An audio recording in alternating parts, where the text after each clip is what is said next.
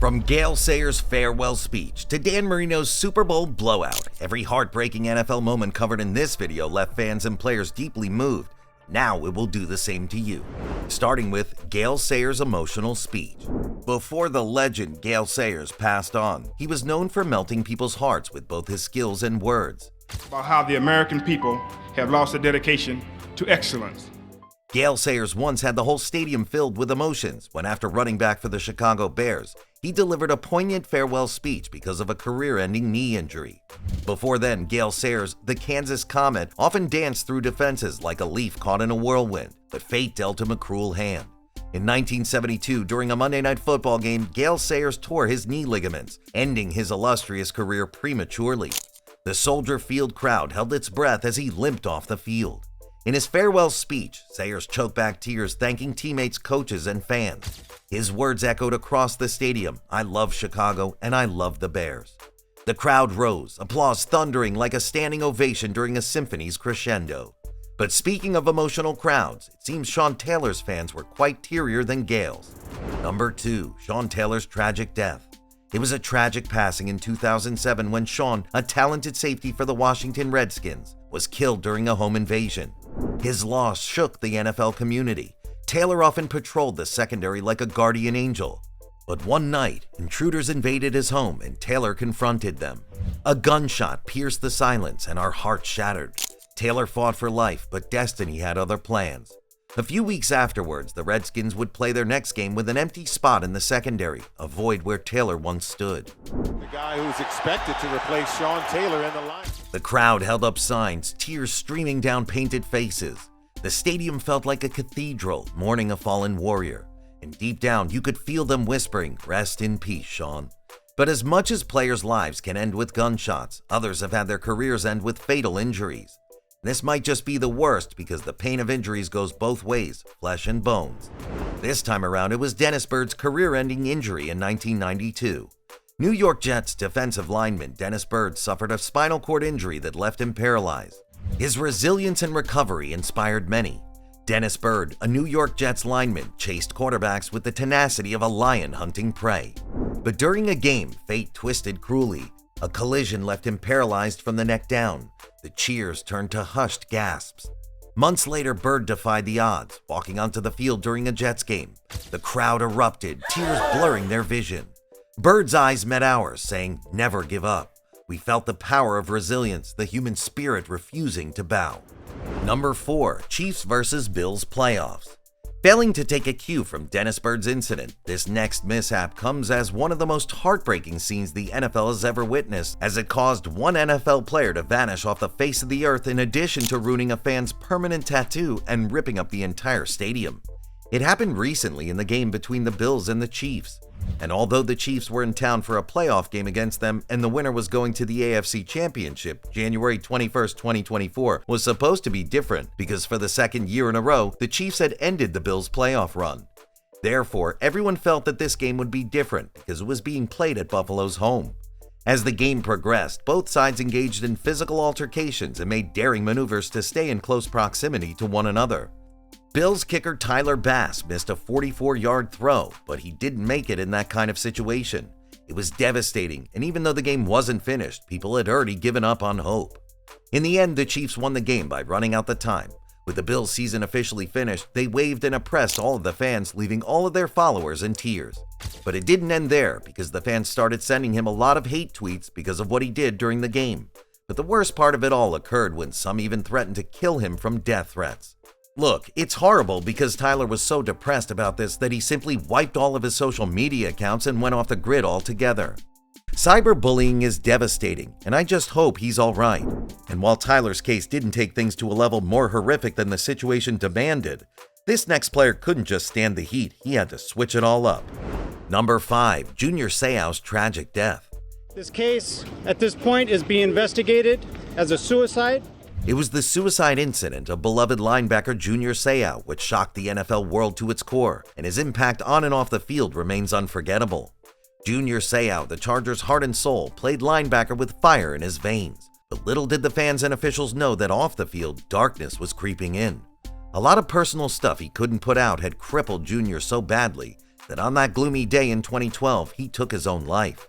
The gridiron lost a warrior, and the world lost a beacon of hope. The Chargers retired Seau's jersey, fans held candles illuminating the stadium. Tears flowed freely, and amidst the teary-eyed procession, fans whispered, "Thank you, Junior, for every bone-crushing tackle and every smile you shared." Talking about eerie processions and candle nights, another one had earlier happened in 2003, except that this wasn't done for a player, but his relative. Number 6, Brett Favre's Monday Night Football game after his father's passing. Quarterback Brett Favre played an emotional Monday Night Football game just days after his father's sudden death. Brett Favre, the Packers' gunslinger, faced unthinkable grief. But on that Monday night, under the Lambeau Field lights, Favre played like a man possessed. I have no idea.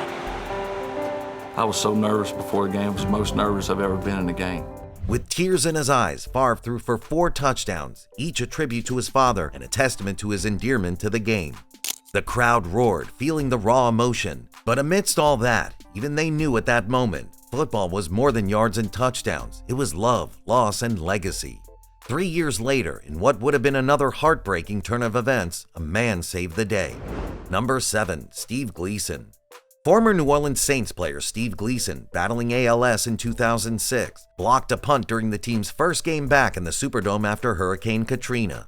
Listen to this crowd. That was the moment Steve Gleason, a Saints hero, faced a different opponent, ALS. But during the team's first game back in the Superdome after Hurricane Katrina, Gleason etched his name in history. As the Falcons punted, Gleason soared, blocking the kick. The crowd erupted, tears mixing with raindrops. The Superdome, once a symbol of despair, now pulsed with hope. Gleason's defiance against adversity became a beacon for New Orleans, a city rising from the floodwaters. That's for you, Steve. And like a curvy road with a lot of bumps, an NFL player took the wrong turn and couldn't make it out unscathed. Number 8, Eric LeGrand's paralyzing injury. It happened when Rutgers player Eric LeGrand suffered a spinal cord injury during a 2010 game that would forever alter his life. Eric LeGrand, a force on the field, collided with destiny on that day. His spinal cord injury left him immobile, but his spirit soared as his courage and positivity would continue to inspire. In the hospital, tubes and wires snaking around him, LeGrand vowed to walk again. The football fraternity rallied. We watched as he moved a finger, then a toe. His smile radiated strength, and years later, he would lead the Scarlet Knights onto the field in a rush of victory. This made everyone weep, and it was a bittersweet cookie. A truly unforgettable moment, proving that football wasn't just about touchdowns, it was about defying limits.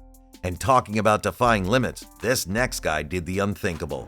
Number 9, Jim Kelly's emotional Hall of Fame speech. It was in 2002 when Buffalo Bills quarterback Jim Kelly, battling cancer, delivered a heartfelt Hall of Fame induction speech that moved everyone. This gunslinger with a heart of gold faced cancer like a blitzing linebacker, but in Canton, Ohio, during his Hall of Fame induction, he stood tall. Kelly's voice trembled as he thanked his family, teammates, and fans. Even his son Hunter, who was battling a fatal disease himself, sat in the audience. Kelly's words echoed, "You guys are all my Hall of Fame." Tears flowed freely, bringing everyone to the realization that football wasn't just about stats. It was about love, resilience, and legacy. Thank you, Canton. Thank you, Buffalo, and God bless. Jim faced his demons squarely and didn't go off the radar passionately.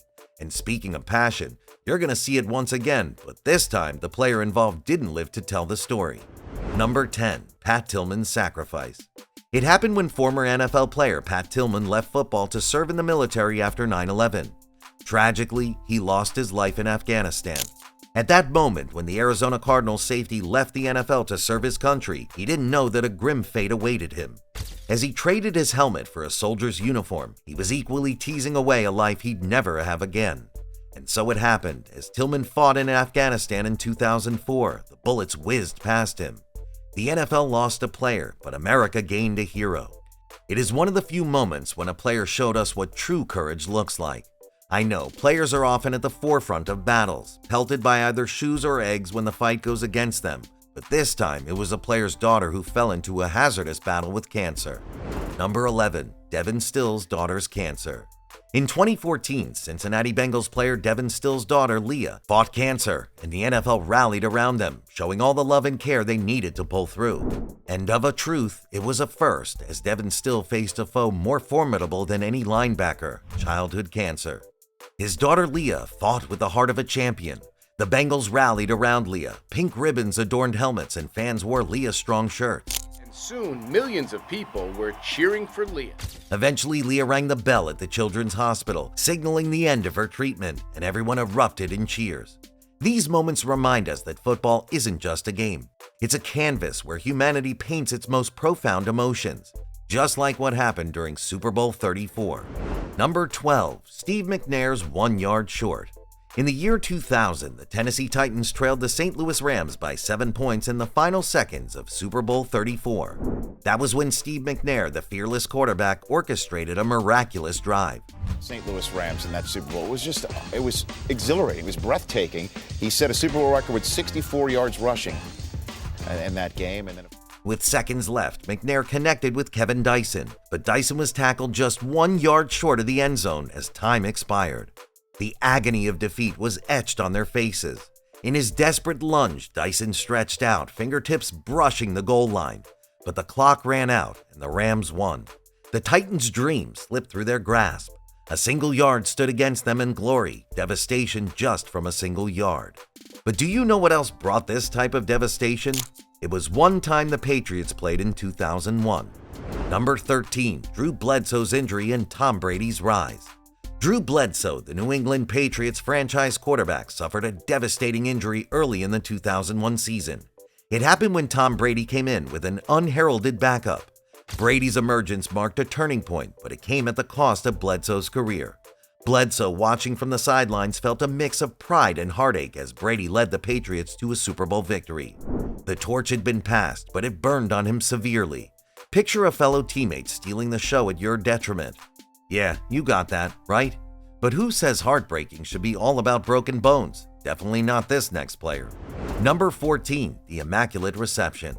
During the playoffs in 1972, Pittsburgh Steelers running back Franco Harris made an improbable catch.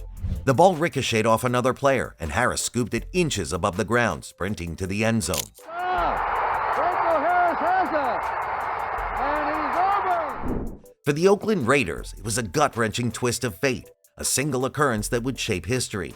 The Immaculate Reception, as it was later referred to as, became a legend, but the Raiders' hearts shattered. They replayed that moment in their nightmares, wondering, what if? Yet another heartbreaking moment occurred more than a decade later, and this time a pinnacle was reached.